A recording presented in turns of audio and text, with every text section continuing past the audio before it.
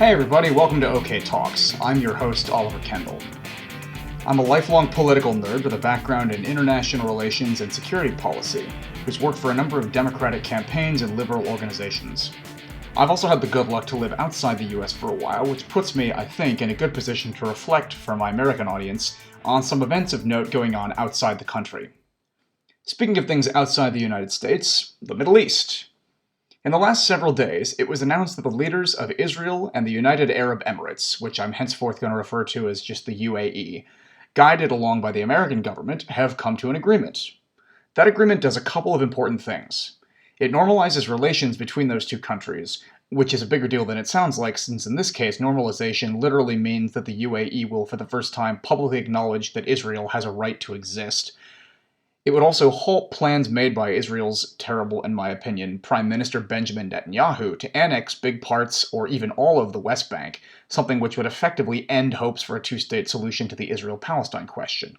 Hopes that have already been on life support for at least a decade given Netanyahu's corruption and intransigence, and the fact that since 2006 the Palestinian leadership has been divided between the fairly corrupt Palestinian Authority, which has itself soured on negotiations, and a straight-up terrorist organization, Hamas. Now, I never intended for this to be a breaking news podcast. Okay, I guess breaking, not exactly since it was like 2 days ago, but close enough. I also admit to having generally avoided putting myself out there publicly on the Arab-Israeli conflict, since the subject is a minefield where nuance is rewarded by having almost everyone yell at you, something that only seems to be getting worse. Thank you, Twitter. But my friend and mentor, Professor Latham, my guest on the last episode, has numerous times taught a class at my alma mater, Macalester College, focusing on security policy in the Middle East, twice, in fact, with me serving as the teaching assistant. Since we just recorded an episode about Russian aggression against the West and some associated topics, we decided to sit down, or rather hop back on Zoom, to share our reactions to the big news out of the Middle East. Professor, welcome back. It's great to have you, and I guess a little bit sooner than we expected. So, in the 2-ish days since we talked, Biden made his VP pick. Personal point of privilege, I guess sadly he hadn't gotten around to listening to my previous episode where I made the case for Susan Rice. If any of my listeners haven't yet, by the way, go check it out. It's a great episode if I do say so myself. I touch on the history of the Democratic Party and its approach to foreign policy. But to be fair, Harris has been doing very, very well since the rollout, and I'm sure she'll be a great vice president. Also, Israel and the UAE have pulled this rabbit out of a hat. Or as Trump will inevitably put it, I and my brilliant and tremendously qualified son-in-law, who definitely isn't here just because he's married to the one of my children I appear to actually care about, has single-handedly ended all conflict in the Middle East. I am the bigliest deal maker in the history of deals, maybe ever, folks, perhaps ever in history. I demand 1 million Nobel Prizes and unlimited nuggets from Abu Dhabi fried chicken. Phew, okay, sorry, I went on there a little longer than planned.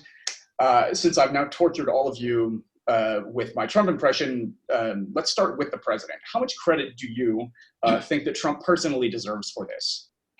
Well, I don't know exactly what went on in that White House. I will give a president a great deal of credit. I will give President Barack Obama a great deal of credit.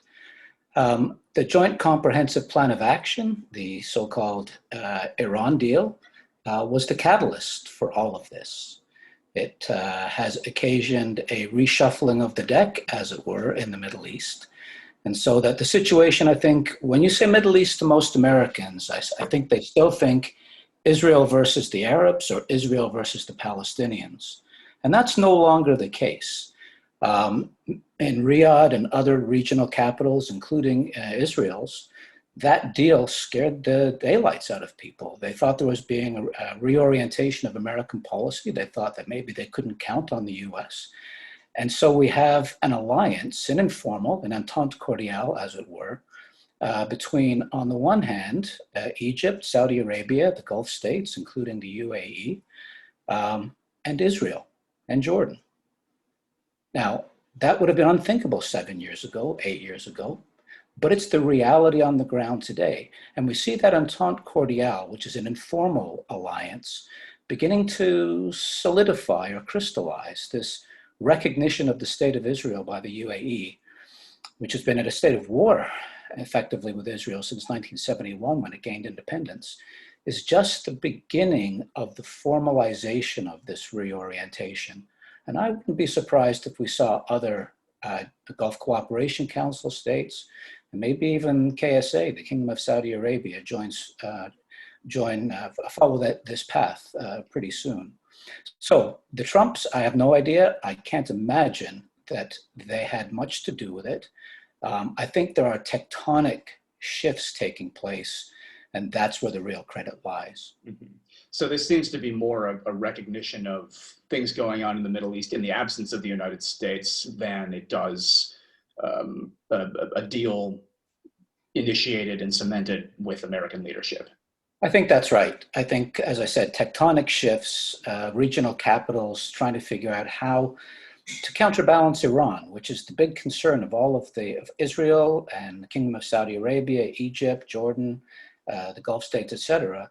In the absence of American leadership under Trump, I would suggest, and in the presence of the wrong kind of leadership from their perspective during the Obama administration.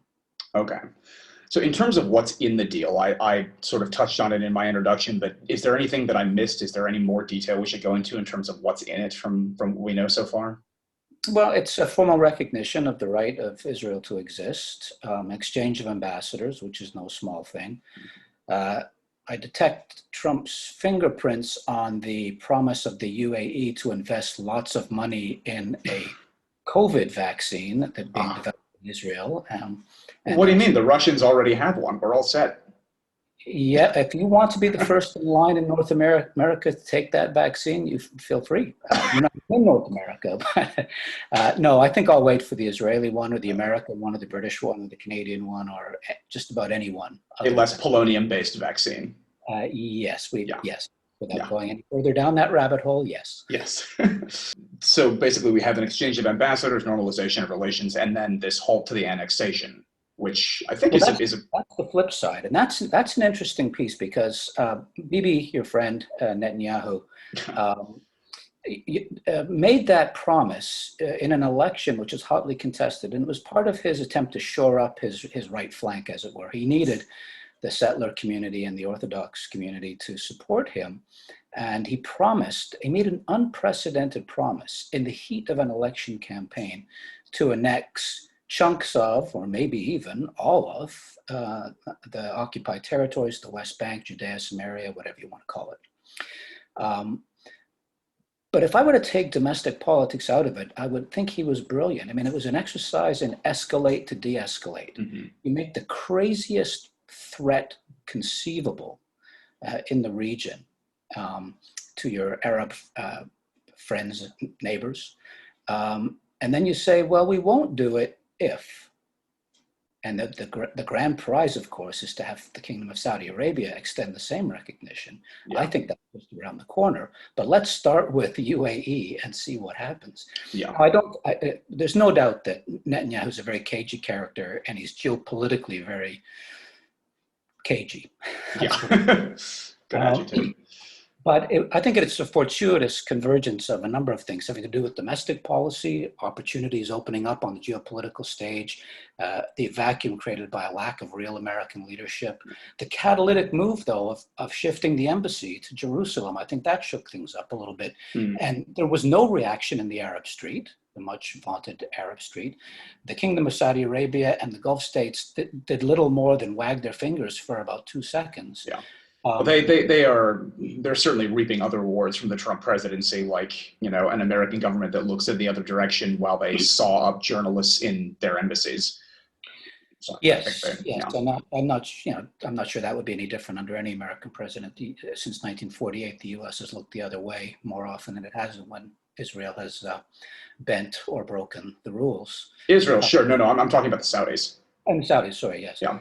Well, them too. Yeah. Everybody wins here, except, of course, for the Palestinians. Right. So I was going to say, tempted though I am to go down the rabbit hole of noting how this pretty clearly benefits Netanyahu domestically, because he is in extremely hot water, having all of his corruption appears to have finally caught up to him. And then, you know, arguably this could be beneficial to to Trump in terms of domestic politics, but I think that probably with his mishandling of the coronavirus, this won't make much of a difference. Tempted though I am to go down both of those rabbit holes of domestic politics, I want to talk a little bit about the reactions in other places. So you mentioned a couple so far. You mentioned a couple of other Arab states, for example. I saw a couple of statements from several of them that actually seemed quite positive. Yeah, there have been very sort of positive noises from the usual suspects. I think the more interesting sort of noises, though, are the negative noises and what they tell us, right? I was going to say, in terms of those things, I was pleasantly surprised to see the positive reactions from a couple of different European countries, which have had a complicated relationship with the Israelis, or I guess maybe that has to do more with the base level than the leadership. I was pleasantly surprised also to see the positive reactions from the UN, which traditionally has also had a, let's say, complicated, to skip over that longer conversation about the UN's relationship with Israel, complicated relationship, and then the positive reactions from a couple of different Arab states seemed good. But you mentioned a couple of the negative reactions. I wasn't surprised at all to see the Iranians having a negative reaction to this, because anything that appears good for either the UAE or Israel is probably bad for them from their perspective. But what surprised me more was the Turks. Right, and there is this what we used to call this geopolitical great game taking place in the region, and it really is a Cold War, sometimes hot on the margins, between Iran on the one hand and the Saudi-Israeli axis on the other. And the Turks play an interesting role in that. They're sort of an sort of offshore balancer, not quite offshore if you look at your map. Not if you're a Kurd in northern Syria, they're not. No, they're right next door, and you wish they weren't. Yeah. But they have been playing this kind of neo-Ottoman game as well. The Turks are looking to extend and expand their influence in the region. And in fact, they have reached out to the Qataris. Now, the Qataris have a strange relationship with Iran.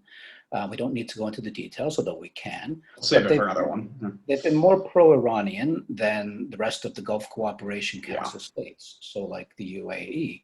And this has gotten them into some hot water. In fact, they were quarantined, I think is the antiseptic term that we should use by Saudi Arabia and the other GCC states. And Turkey reached out to them in that context. So I think I know Turkey sees the Qataris as a natural sort of wedge that could be useful in terms of splitting up or weakening the Gulf Cooperation Council. So they're not likely, when you factor all that into the equation, to see this development as positive, even though the Turks, have been improving their relationship with Israel as well. There was a long period of time where they were on good relations. The Israeli Air Force used to train in Turkey. Yeah. And then after Erdogan came to power, things went south pretty quickly for a variety of reasons. And in the last couple of years, they've been on the mend, as it were. So it's a very complicated game that's being played. Some things are very predictable. Iran, which portrays itself as the guardian of all the oppressed Muslims in the universe, obviously was not going to like this because it harms the Palestinians. But the Turks that's an interesting case. You fixed on something pretty important pretty quickly there. Speaking of the Palestinians, this is, I think, one of the biggest questions out of this. Does this deal actually screw the Palestinians? Because the response from the Iranians would indicate that they certainly think so, although I think that they would have said that in almost any context because they like to maintain their patrons. The response from the PA and Hamas would certainly indicate that they think so. I'm skeptical that it actually does in the long term, but I'm curious what your take on that is. Well, my take is that I was touched, first of all, by your very nostalgic reference to the possibility of a two-state solution. That's all we got. There's no such thing. There's no such thing. It's been dead for a long time.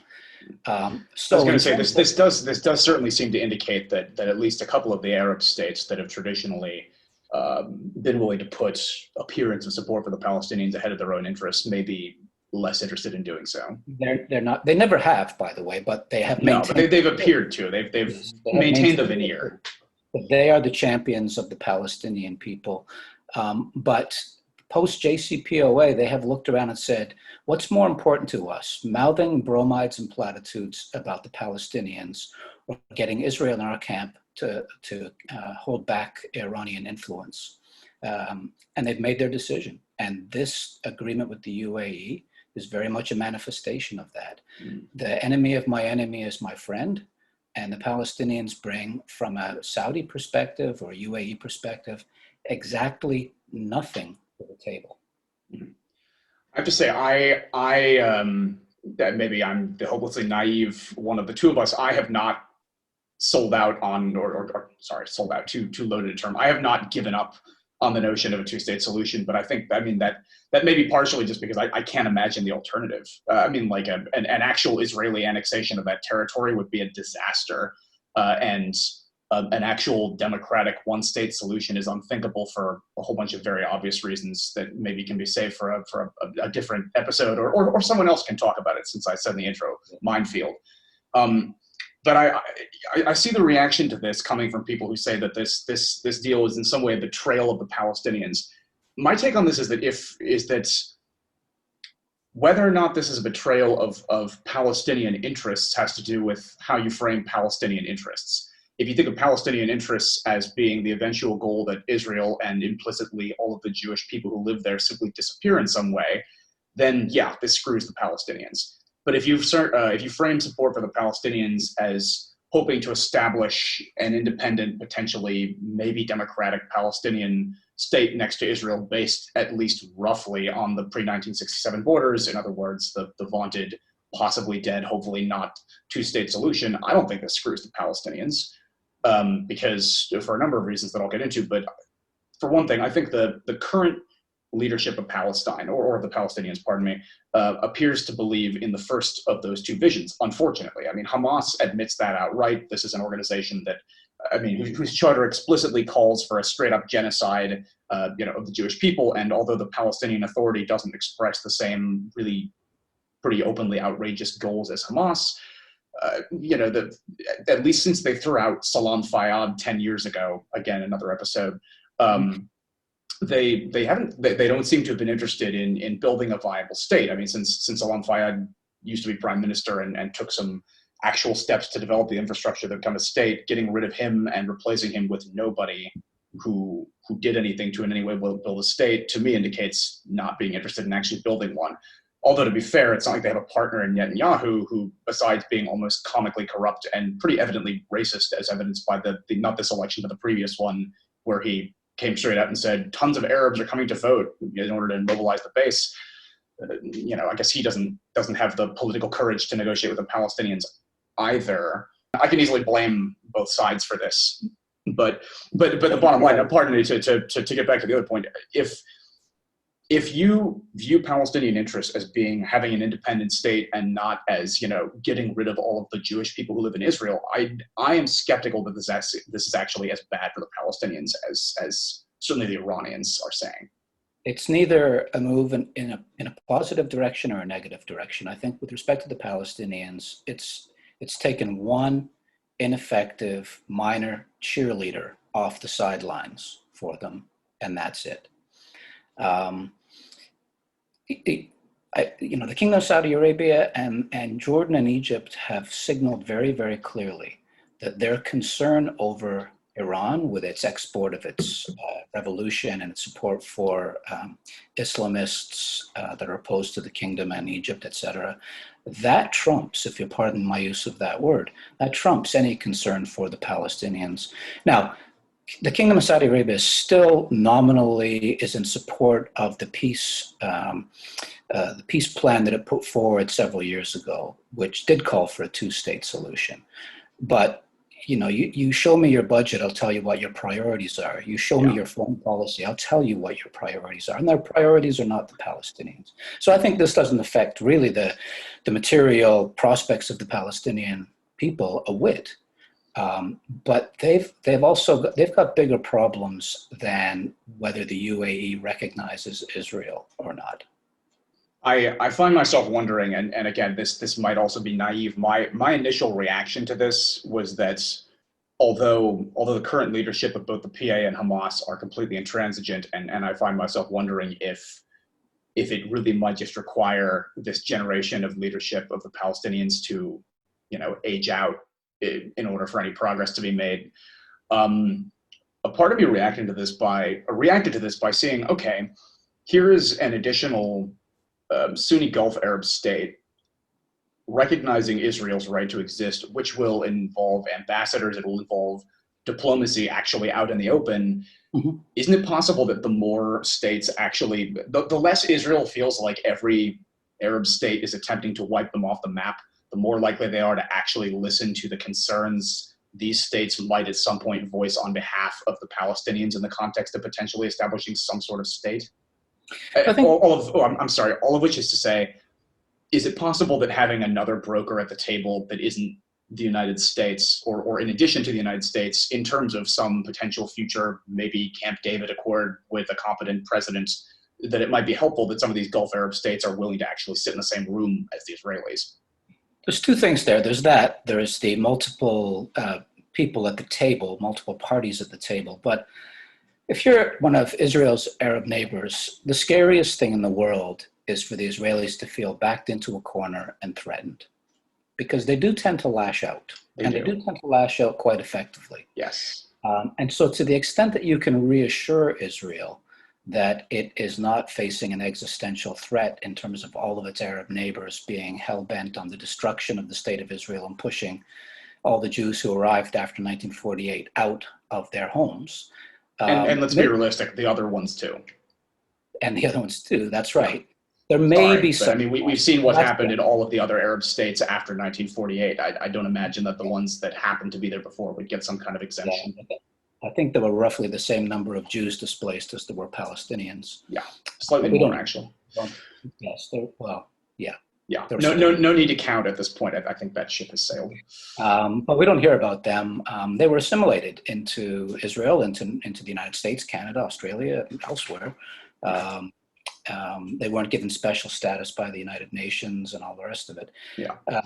To be fair, they did get a state out of it, and the Palestinians haven't yet. But well, yeah, that certainly is another podcast. Yes, yeah, no time for that. But in terms of Israel's willingness to sit down and do a deal, I think in Israel, which is secure, which is not feeling threatened, if the BDS movement would just go away now, which is just the most outrageous movement I've ever in modern times encountered. I think not Netanyahu, no, I wouldn't imagine. None of the current political leadership, but I can see a point in the not too distant future when, as you say, these on both sides, the current leadership ages out. Yeah. Have a new, on the Palestinian side, leadership that is resigned to the reality. Israel's not going away. The best that we can hope for is a state of our own, an almost normal state. It will never be a normal state. Yeah. It won't be like Canada and the US, that's for sure. No, but then neither is Israel. No, and then Israel is, the Israeli leadership comes to the recognition that, okay, we have peace, we are secure, and we can do this deal with the Palestinians. Now, there's all kinds of, as you know, fierce internal domestic politics in Israel around settlements and whatnot. Yeah. But because we've talked about it in courses and whatnot, there's a deal to be done there as well in terms of annexing certain parts of the West Bank and exchanging that territory. And I mean, there is a deal to be done. If Israelis feel secure and Palestinians feel that that deal is the only deal. Yeah, I find myself thinking that at some point when, as we've said, the current leadership ages out, that a couple of the impediments to a deal are Israel's sense of insecurity, the lack of involvement that in any way appears credible to the Israelis of other Arab states, which I think will probably start to change with this, and if other Arab states recognize Israel having a right to exist.